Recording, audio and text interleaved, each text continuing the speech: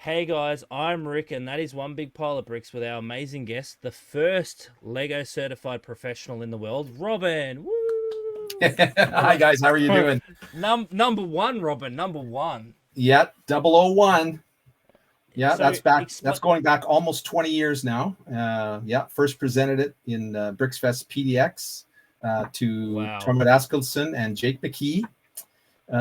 And yeah, they took it up the flagpole, and yeah, we're approaching the 20th year of the LCP program It's and the crazy to ambassador think it's program. been that long. 20 years. Wow. I know it's bananas, bananas. Who would have thought Lego would be where it is today? Indeed, I mean the company at that time, of course, was in real trouble. So it was Yeah, perfect it timing. really was. They were looking for new ideas, new revenue streams, new things to happen, new things to do, new places to play. And so I came along at exactly the right time, and You away we provided them went. the right tools to just explode. Yep, yep. It just gave that extra thing. Of course, yeah. Since then, social media and the dearth of stuff that people that are into it. I mean, it's a completely different landscape now on all fronts. So Oh, it's yeah, huge case now. case in point, what you're doing, right? So there just Yeah. wasn't anything going on, so it's really cool how we got in on the kind of the ground floor of this whole new golden age. And Well, even when we started, we've been doing it. Next year will be 15 years. And you're yep, just like, to where it was like then to now. It blows my mind in the product range and how big the brick palette is. Like, there yeah, is just so much. yeah, we've seen a lot of change, a lot of change. So, and mostly for the better, mostly for the better. I mean, the stuff that's coming out now is incredible. Oh, some of Um, the sets and some of the themes now are amazing. Like, it's yeah, just, and it's getting better. Like, it always bringing out new parts. I like looking at parts and minifigs. That's my me thing. too. And Yeah, I love how they print in weird places. Like, you're like, how did they get a print like a thing in there? And you're trying to look under its arm, you're like, how does it like? And even I when want they to see collect the little machine. minifigures, Yeah, I oh, it's want to just see. so cool. I Like, want to see the printing machine for some of those parts. I remember the but it's just first like, time I went and saw. Not the first time I went to the factory, because we do factory tours once in a yeah, yeah, while. yeah. But the first time I went and saw the molding machine that was molding chain, Oh my it blew my god, mind because that would have been amazing. the whole piece is molded in one shot. So the two end pieces, the one by one flat round tile plate, and then all the little links. When it would just All the in one machine would go. all in one shot. All the plastic comes in, all the links are done, they're all linked, and it just drops in the bucket. It's unbelievable. That's The, one shot. That's got to be a $200,000 mold to do well, the those things. engineering behind that, the engineering in mind to get the chain done. Is crazy. I would just love to study that mold. I kept looking and like watching it and through the glass, Because the watching it way it go. would have to and it doesn't even heat it up enough where it gets stuck. No, no, it has just these micro tolerances to have just the right temperature. Imagine all the little tiny rings of chain. It Oh has to my squirt into god. all those, but not stick to the other ones and somehow be linked. I mean, it's insane. So that one I've and the got a, multi, I've got, the, I'm on the spectrum. I've got autism, and that makes me excited. It's just like seeing them I, all get like, hey, I could have watched that machine for hours, just hours. And the it's multi just prints like, as well, the ones that mold the pointed things from the Exoforce stuff. They'd have the ABS on one end and the rubbery stuff on the other. Like the yeah, spikes from the Exoforce. yeah. Watching those machines again, it's completely different products, completely different compounds of plastic, and yet they come out seamless. It's just incredible. It's like I when don't they did I marvel at that. the Lego game Die, how they made the hard plastic and then the rubber Yeah, around it, like, yeah, and yeah, all in one go. You're like, wait, what? Your brain couldn't comprehend. Like, how is that working? Like, exactly. and having different plastics going through, like, it's so amazing.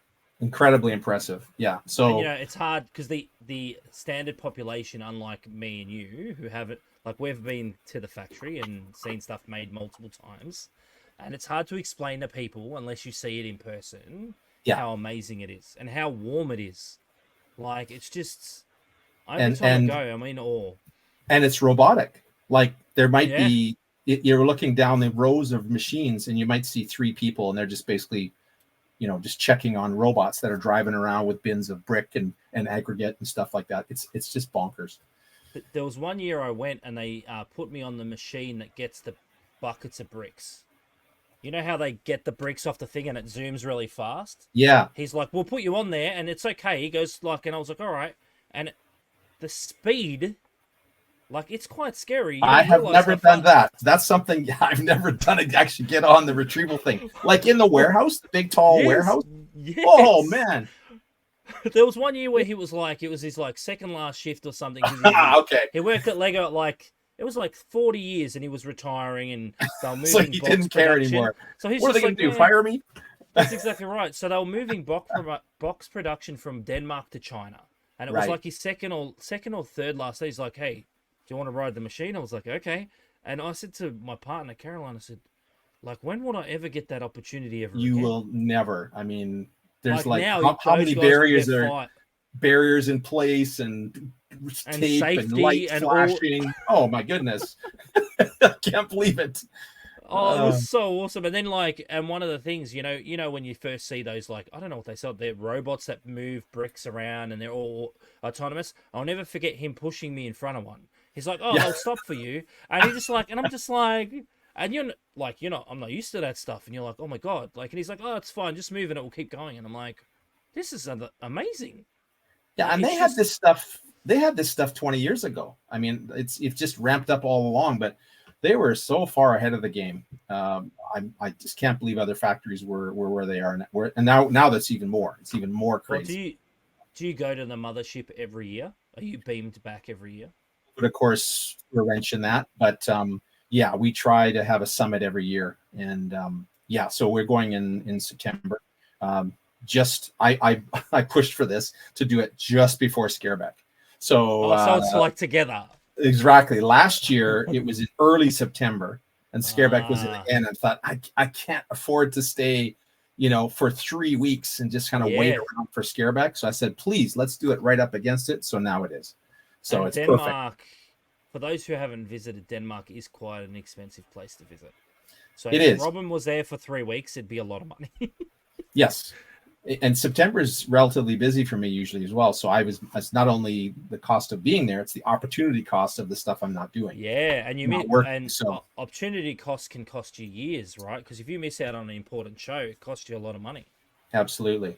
Yeah. Have you seen how much construction is happening in Billund? How crazy it is when you go there? How many buildings they're building? Yeah, I mean, there's stuff happening. It changes every time I go. I mean, every year. Of course, COVID again was like a big chunk of what. And New Zealand was in there too.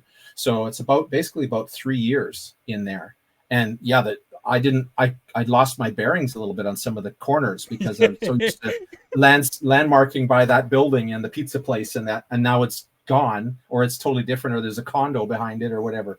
So even little Billund got a little disorienting there. Well, and that's what happened to me because I took about a 6-year break because obviously there was COVID and some other stuff.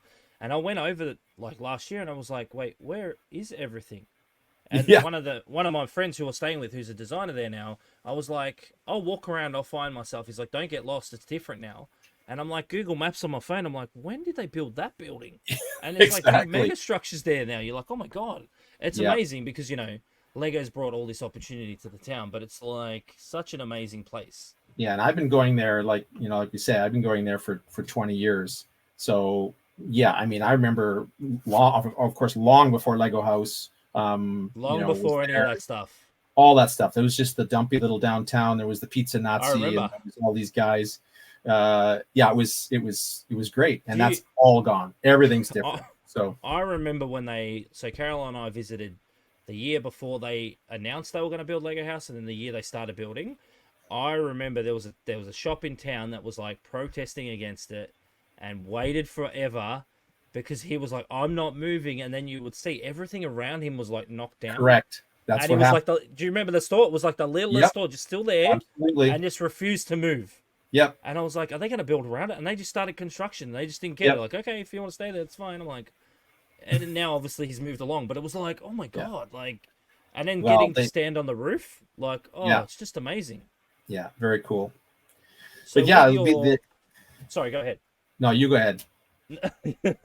A Canadian and Australian being polite to each other. This could go for a long time. That's right. I'm sorry. No, it's so with your overall experience of being an LCP, you would have seen some amazing things. Like you saw the I brick mean, man become a baby man to the brick man. yeah, absolutely. I mean, I remember when the UK show happened. That was the birth of Lego Masters with Matt Yeah. Ashton and a few other people who I knew. I thought this is Yeah. a really cool idea. Sean Kenny, LCP at the time, went and did a guest judge appearance Oh wow. on one of the episodes, and I was so jealous. I thought, oh, that's the coolest thing. And he Well, like got I to want do that. his celebrity judge with him was Bill Bailey, comedian Bill Bailey, who I'm a huge Oh my fan of. god. Oh, Oh and it my was god. I'm just like I'm doubly jealous now. And then when the production companies got a hold of it, and of course it was End of All Shine and Tuesday's Child, and they basically they also produced like MasterChef, right? Yeah. So they said that's the model we need to do, and so essentially they made MasterChef Lego. That's Yeah. effectively what happened, and they threw a lot of money at it. And Ryan was right in there and really helped to shape the show. And basically, every Lego Masters since then is copied that mold, except Japan. I don't know if you've seen Lego Masters No, I Japan. I haven't helped out had a the little bit. opportunity to watch Japan. It It, would be different because it's if Japan, you've right? Like, if you've seen any Japanese game shows, like oh that's yeah. there's a bit of that in, in Lego Masters Japan. So it was a lot of fun. I helped behind the scenes a little bit with that one. So yeah, it otherwise though, New Zealand was the same. We basically copied that mold, the US, all the European ones, and it's worked well, right? It's just a great model. But yeah, the gold standard, it's definitely Ryan and the Aussie show for sure. Yeah, but like it's hard because obviously me and you, we are friends of the Brickman, Ryan McNaught. Everyone in Australia, Yeah, his name's Ryan, not Brickman, like Ryan. So I have a soft attachment to the Australian model, and I didn't really watch the UK one. I've seen America because obviously know Jamie, Brickmaster Jamie. I don't know Amy yeah, as well, but you watch them all. And every season and every country brings something different, and I think that's what makes it unique. absolutely, absolutely, And and that's they really America are. is America and it's explosions and everything's over the top because it's America. And Australia's about the competitions. And I like the fact that New Zealand was a bit of the bare bones, starting it's again, about doing it's something about the different. builders. It really the New Zealand show, and I was involved from pretty much day one on that show. And what I did not want to see was all the. I said, you know what, guys, if you want me, this is the show I want, and I described essentially what we got. Yeah. Not the big bombastic American show. Like A lot of explosions and just focusing, stuff. yeah, a lot of focus on the people, their stories, and the builds. You want to see more of the actual Lego building and how they did stuff, and just more time there, and a lot of heart. I wanted a lot of heart. I wanted more encouraging and not a lot of uh, reality show drama kind of thing.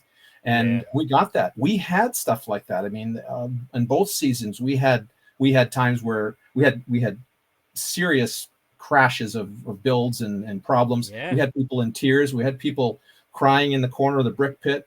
I mean, that happened. But whereas I think maybe other shows, which will go unnamed, might have called over four cameras and focused on this person, Yeah. we just quietly let them be and focused on their successes and the positive things that happened to them.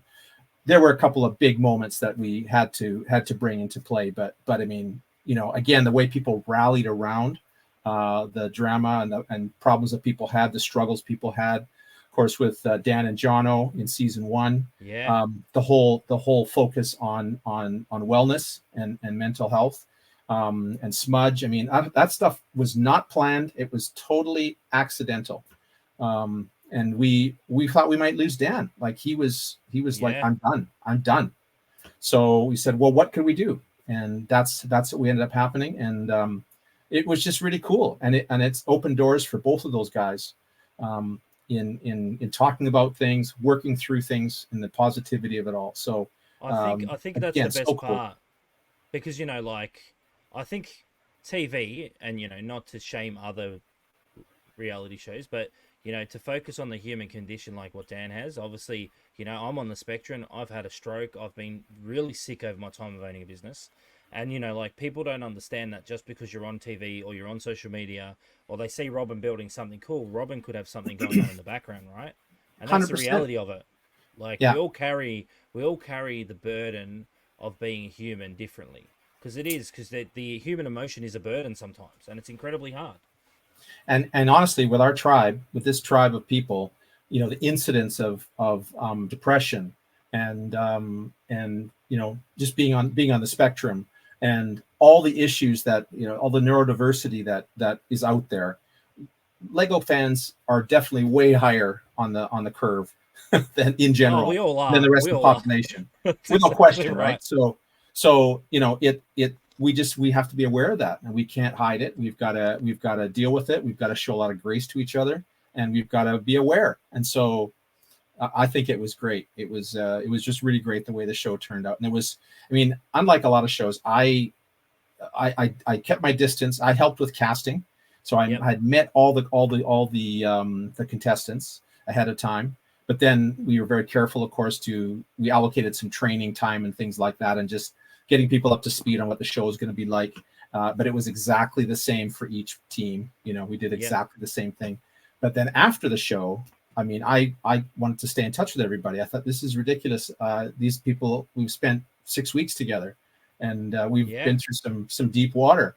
So let's stay in touch. So I am in touch with virtually almost all the contestants that want to be in touch, and we're still connected. And yeah, when we went traveling, my wife and I stayed in New Zealand for, boy, how long? Almost 4 months afterwards.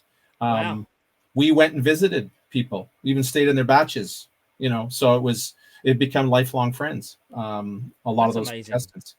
Yeah, and so it's awesome, and that's what makes the thing so great. I'm not sure a lot of other ones have done that. As far as I mean, there are cases where, of course, Ryan's done it too, Yeah. and you hire people. And if I Yeah. had done it in Canada, there's no question there's some people on the show that I would have hired if we'd been in Canada to come and work with me. But yeah, it's just really cool. Like the whole experience, right from top to bottom, was probably the hardest I've ever worked, because I was involved with every aspect of the show, from everything from challenge creation, challenge testing, set design, casting, um, almost everything. And this is all of the big builds, all that sort of stuff. Set all that stuff was happening, and then I'd have to quickly, jump in and get made up and go on stage and do that bit. So for especially the first part, you can see it in the first few episodes. I'm kind of frazzled, very wooden, very inflexible. But I kind of loosened up, got into it after I already watched the first couple episodes. Well, because But it's hard, right? Because you don't know, like, this is a big deal, like national TV. You yeah, don't know what you're going to do and how's it going to start. And because it is, the New Zealand one's very unique, how you judge very differently to the other world, like the other ones around the world, right? Like, yeah, and you have a different approach because you obviously didn't want to be too overly familiar because you don't want a favoritism. So you have to be that's careful right. being So during the effective. show, before and during the show, it was very hands off. It was just very official, and very fair. But afterwards, then it was like, all bets are off. So we can be friends now. But So you filmed yeah, both seasons back to back, right? we did. Because Yeah, of it the was a, it whole was a, it lockdown was a, thing. it was a poorly held secret. But yeah, we basically had 2 days between seasons. Oh, that's a turnaround, isn't it? It's like bang bang. It was crazy. And so again, we had auditioned everybody at the same period of time. So even season 2 people, we had auditioned them already. So we already knew both seasons who was going to be on Yeah. the show, including alternates. And then we had 2 days where everything was reset. They changed the set a little bit. We changed the brick pit a little bit, added a few more things to brick pit. And then that was it. Boom, we're right into it again. And yeah, so we finished filming, I guess would have been around the end of April. And then those poor season 2 contestants had to wait a full year until Oh my May the god. next year before the show aired. So it was like 13 months they had to wait, and be quiet, be totally quiet. Yeah. And And not talk yeah, about it and just like not keep it talk to about it. themselves. And it pretty much went okay. It was mostly okay. And in fact, the winning teams, I won't get any, most people have seen it, but in case not, any spoilers. But the winning team did not tell their family members that they had won. So Really? they did not know. The family knew that they were in the final, but they did not know they'd won, Wow. which is impressive. I was very impressive. I was Like that's amazed like how to keep it for that 13 months. Yeah, and it's like, and like things come up in conversation and they didn't even let it slip. didn't let it slip. Yeah, That's poker faces. crazy. Yeah, it's impressive. Yeah. That is so cool. One thing I wanted to ask you is how come Brickman hasn't let you jump on Lego Masters to be a guest judge I would love to here in do it. Australia? I razzle him about it all the time. And I mean, we've had as Lego Masters people, we've had discussions about sort of where we can go from here. What's the next thing, and the next variation stuff. There's things in the works. The last Aussie season with the international, that's a bit of a flavor of something that we've been trying to think of exploring. But yeah, I would love to do a like an international judge thing, guest judging, so or even like a charity thing where it's a judge and a contestant from each country. And in your that would be building, amazing. I'd be so much that would fun. be so. I That'd be so cool. Yeah, I mean, I would jump all over that. So yeah, I'm in Ryan's ear once in a while and say, yeah, let's put something together. Let's have some fun. And he's all for it too, but he doesn't make those decisions. No, it's always the powers at B that hold the power to everything that make those decisions. I think. Yeah. I think what would be cool if you filmed an international season at Lego House. Yes, I think that somewhere neutral in a sense. Yeah, and yeah, in like the mothership. Yeah, that would be very cool. Yeah, there's enough empty warehouses at Lego. we had a lot of ideas suggested in the last time we got together. There's a Lego Masters Day coming up when I'm in Billund. There's a day, full day of discussions. So it's it's not like it's matured and it's just going to go away now. There's new ideas. There's new ideas being thought of, and you're going to see some interesting things if production and countries take it up. I think they're announcing next month if they're doing the next season in Australia. Like, yeah, because they seem to be just pumping them out here like so easy and so quickly now. They've got it dialed in, right? They know what they're doing. So all the players are there. Everything is just so dialed in. I wish we would have gone right and done a third one in New Zealand. I'm surprised you guys didn't do a third season. I was a bit shocked when they announced that they weren't going to do one. Yeah, and they still have the rights. They still could plan one. It's kind of a Kiwi thing. I noticed that with other shows that they would do 2-3 seasons and then stop for 2 years, maybe 3, and then come back again. And then pick it back up. Wow. And then pick it up again. So they did that with a few of the shows. I noticed just looking at the history, and I was warned about that. So that's possibly that could happen that way. The production was telling us that. That'd be amazing. Then you'd be a bit closer to Australia, and then you could get Ryan on for an episode. Hey, if they put the whole thing actually work together, same production companies, right? So it's Endemol Shine in both places. Endemol is so big; they're such a big behemoth company that they got their hands in so many pies. They could get away with doing it as well, I believe. Yeah, 100%. Yeah, but the idea of having international competition in a different place, like a neutral place, or at least a different place, has been talked about. That would be amazing, and it'd be fun because I like to pick on Ryan, and like it's always fun to pick on Ryan, like because when you're buddies, you can. Yeah, he's made for that. Yeah, he loves it. And a lot of people don't like the hardest thing with, especially in Australia. Obviously, Lego Masters is on its 7th. They're going to be 7th season soon. He is a celebrity now. That's the real thing about it. Like, and you don't really, not many people get to see like Ryan away from the television, right? And we, like me and you, are in the circle that we get to see that. But like I tell everybody, he's exactly the same person, just a little bit more inappropriate when he's around us, but that's fine. That's right. Yeah. Aren't we all? Humor gets the better of him sometimes, so it's fine. Yeah. That's the way it is. Yeah. No, what's funny is, I mean, he's when he comes to Billund, he gets recognized in Billund, like on the street. Of course he does. Of course, Lego people, but just people on the street will recognize him, which is pretty funny. That is so funny. So with you being 20 years in, basically 20 years in of being an LCP, how have you found the last 20 years? Uh, Overall, amazing. I mean, I came out of an IT career, and I was had my own consulting company, an Wow. IT company for since about 91. So it had been, about 15 years, and I was just fried and burnt out. Wow. That's basically what it was I was uh, at about the turn of the millennium, just before, my wife and I were just totally burnt out and fried. And so we literally sold everything. We packed up a tiny bunch of stuff, threw it in the storage unit, and went backpacking for a year, and just Wow. said, you know what, we have to reset. And out of Yeah. that, many revelations and insights came out of that time. But one of them came out of it was, I really like Lego, and I want to try and find a way to make Yeah. a career out of working with Lego or for Lego. Because I was a fan through all the 90s and 80s, the birth of the internet, all that. I thought I was, if you'd asked me in 1988, I would have said there's probably maybe a dozen people in the world that are as nuts for Lego as I am. Yeah. That's what I honestly thought. And we all did, right? And then Usenet came along in the early 90s. We're all dial-up internet. And we found there was Yeah. like 20 of us in Vancouver, in my own city. Like, oh my Wow. goodness. So that's when the whole connection started and clubs started. And so it really ramped up my love of Lego and the love of the community and hobby. But when we came back from traveling, it was like, I don't want to dive back into IT again. Like, it's soul crushing. I'm a creative It's an person. exhausting profession. It is, and it's lucrative, but it's devoid unless you're in the right spot. And I wasn't really. I was in data mining, and it's really boring coding stuff.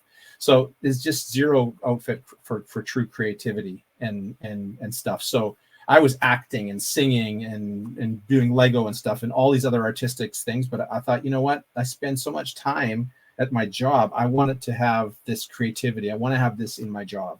And so, yeah, it started out with getting the clubs going. So it was all just for fun. Train shows, displays, the schools of the schools that belonged to the people that were in the club, just doing stuff at their schools.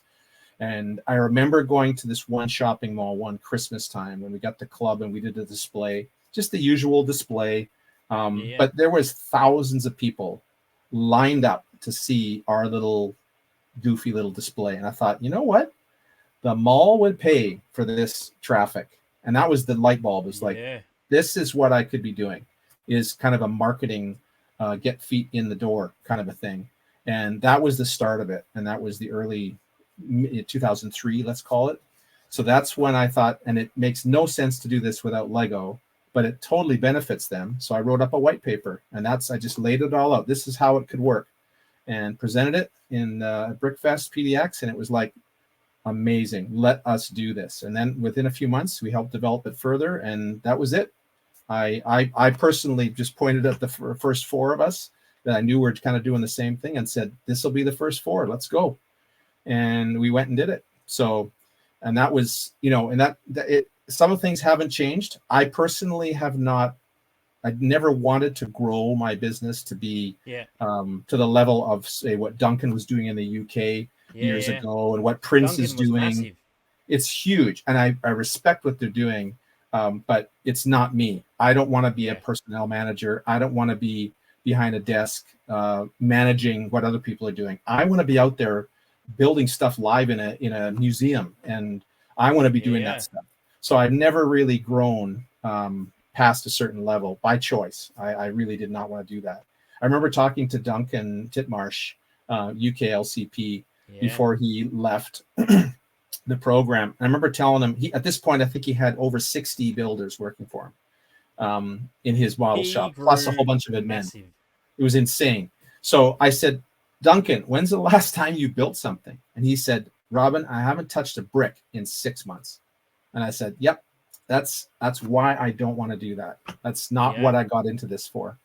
And he was still enjoying it. He's still having a great time. And for him, he got a real buzz out of that whole machine and enjoyed it thoroughly, and still does now, just not as an LCP. But it's not me. It wasn't me. And so that's what I've done. So for me, 20 years, I've never had a full-time employee. I've got I've probably had 30 different people work for me over the years, and Yeah. project-based stuff and subcontracting and event-based, but not full-time. And it's just been, I've just enjoyed that. Yeah, it's just been great. That's the one thing where I discovered that I struggle with, because of there was like lockdown in Australia and Lego Yeah, exploded. We went from a small business to a medium to large business very quickly, and it exploded. And I yeah, struggled with the fact that at one stage we had 10 employees, and I was like, "Oh, this is too much." When now we've scaled back, not the business, but we've scaled back the employees, and it runs more efficiently. And now I enjoy Lego again, because there was a period there where it was like, "Am I doing this for the right reasons?" everybody Like, has their because I sweet started spot. it because I love Lego, right? Like, I was like, "Oh, Lego's Yeah, awesome," and then it was like, "No, I don't have any time for Lego now. Like, what is going on?" exactly. So, Yeah, I and mean, then you sit back and go, "Oh, even as it is, I struggle a little bit now with building for myself. If I just want to create something, I get into it and I realize, oh, I could be working on this other thing. There's these 3 other projects that are behind or whatever. I really should be doing that, and then I shift over. So I really am looking forward to the time when I kind of hang up the shingle and say, you know what, I'm good. Now I want to be a Lego full-time Lego fan again. I'm looking very much forward to that, and then just not building for the business. I think that's why I like visiting places like Billund, is because it forces me not to do work and I get to actually enjoy the Yeah, product. Like, exactly. because you That's can't, why I I wanted can't to do do work remotely, so I'm there anyway. So like, exactly. That's why I you wanted to know, make sure I could do Scareback again this year because well, I'm a I bit love jealous you doing the going to cons. Scareback. Yeah, It's just I mean, amazing. yeah, it is. It's just a crazy place. It's summer camp. It's a summer camp for AFOLs. You know, I'm gonna have to try and 100, make it one year because cabins. Ryan's been bugging me for years. He's like, "You should go. You'll enjoy it." I'm like, "Man, September's hard. Like, Yeah, always there's an excuse. Like, oh, I yeah, can't this year, but next year's my big year. I want to try and go to Chicago and Brickworld there because I've never been."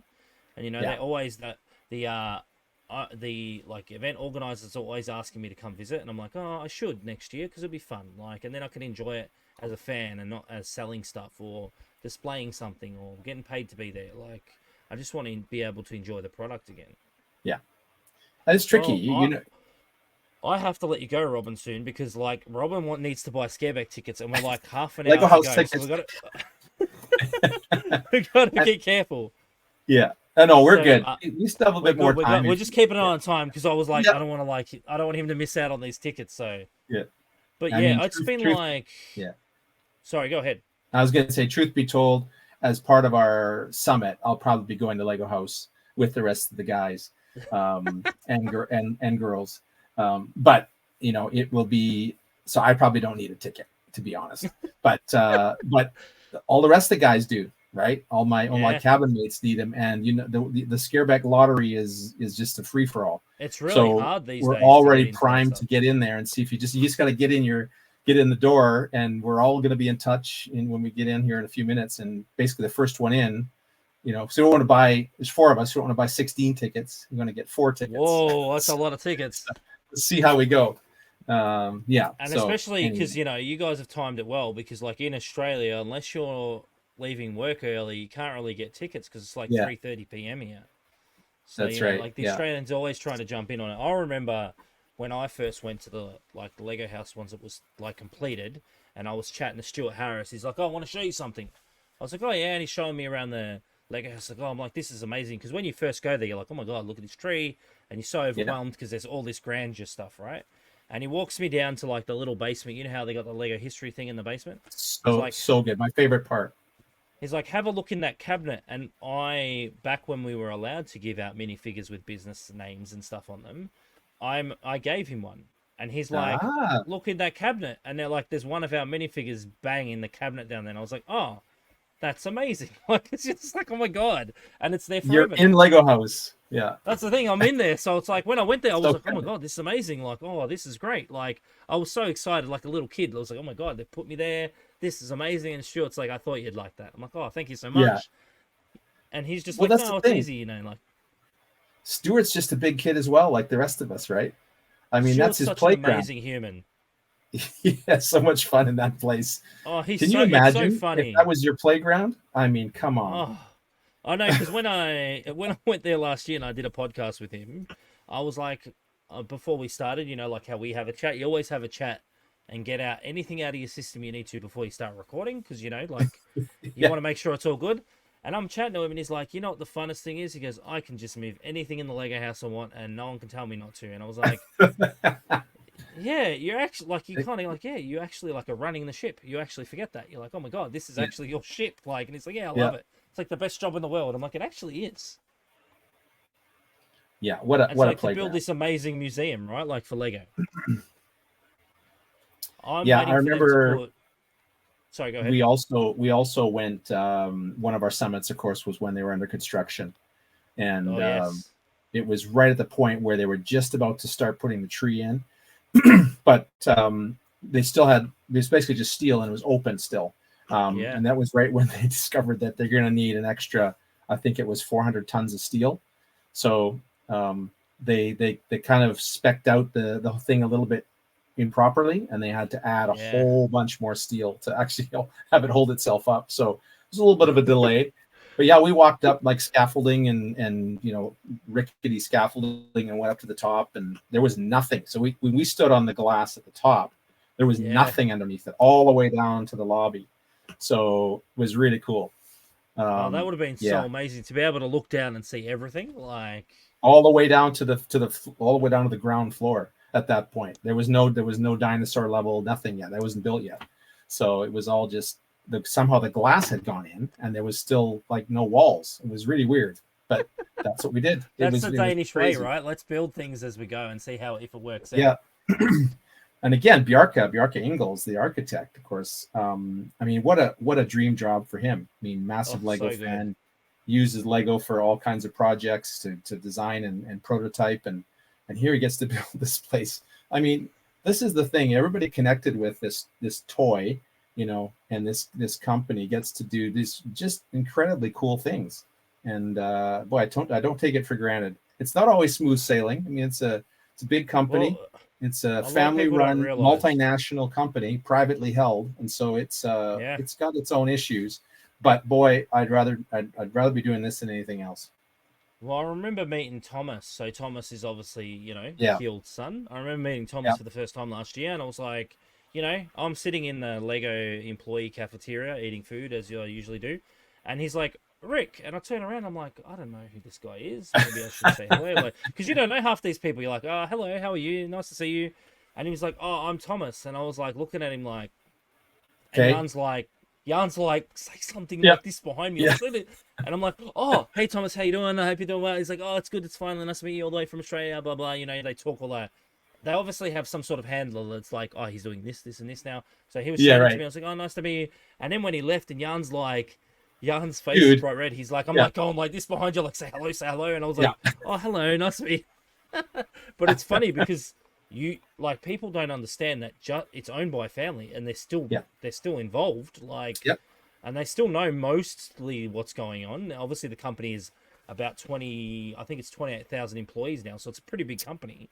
yeah, But they sort of keeping an eye on everything still and making yeah. And, sure And everyone's doing Thomas what they is need to do. I don't know what the actual title is, but something like the most connected person.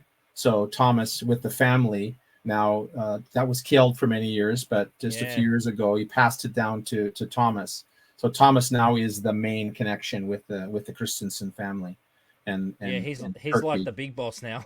It's just Yeah. like, So yeah, he's a good guy to know. yeah, He's he's a a good nice, guy to like, he's know. nice enough. Like, I've met Yeah. Killed before a few times. He's nice. You forget when you meet these people that they're actually billionaires, but that's fine. Like, like, Yeah. it's just, but it's like we've chatted, before we went live. People, we're incredibly lucky and grateful for what we get to do, but like everything has its ups and downs, and Yeah. it's not always going to be rosy and sunflowers. But like I explain to people, like, if you want to do stuff with Lego, you can. It's just you have to work hard. Like, it's not easy. Yeah. People say, "Oh, it must be amazing. You get to just play with Lego bricks all day." Well, no, not exactly. It's this doesn't work That's that way. exactly I'm right. doing a lot of other things. Probably at the very best, maybe 20% of the time I'm actually building. Right. So Yeah, it's all other things. It's traveling. It's planning. It's doing podcasts. It's that's it's everything, right? Like, other and this is things. what one of my customers said to me on the weekend, he's like, what do you do during the week? I'm like, well, we drove to another state, brought 600 Lego sets off a customer, drove back, catalogued it, put it in the Yeah. store. I've got to film a podcast. I've got to do this. And it's like Yeah. connecting with people and getting stuff done. And everyone's like, why do you do it? I'm like, because I enjoy the product and I enjoy chatting to people. But it's like, it's a busy job. Like, it's a 24/7 job. And you got to remember to switch off sometimes. Because like Ryan said to me today, because I was texting Ryan at 5 a.m. because we're both up at the gym. I'm like, what are you doing? He's like, at the gym. He goes, what are you doing? I said, oh, at the gym. And he goes, we should really be working, but we better we better for our health be at the gym. I'm like, I know. It's just because there's people, because Lego is such a multinational company, the company's running 24/7. So sometimes you get an email from one division, right? Like, I'm getting emails from everywhere all the time, and I'm like, who's emailing me now? Like, and it'll be someone you don't know, but they know about you, and they're like, oh, can you do this and this? I'm like, okay. And then it's like, it's an amazing job. I'll be forever grateful to be in this period of Lego's massive expanse of a company. Because I remember when they were out of money, and I'm grateful that they're actually okay now. Yeah, no, it's a golden age. It really is. It's an amazing time to be a Lego fan and to be involved in the way that we are. So I'm incredibly grateful. I'm so happy. But Robin, I'm going to let you go because it's like 20 minutes, and I want you to get those tickets, and I don't want you to miss out. Yeah, my buds are waiting. They're counting on my vote. We did the same thing with the cabins. It was 4 of us just in the lottery, just trying to jump on and press the button, and one did. So one did. So that's all we needed was one. So we got one. So we're doing the same thing this time. So thank you so much, Brickmaster Robin. It is an honor to speak to you. I know we've been Facebook friends, internet friends for a very long time, but it's incredibly nice to see you face to face and speak to you. And when you finally do come back, I look forward to you judging Ryan's builds and telling him he could be better. But that's right. Exactly. Oh, that would be fun. Thank you so much, Robin. Good luck with Scareback. We appreciate it, and look forward to chatting to you soon. Thanks so much, Rick. Thanks everybody. We'll see you soon.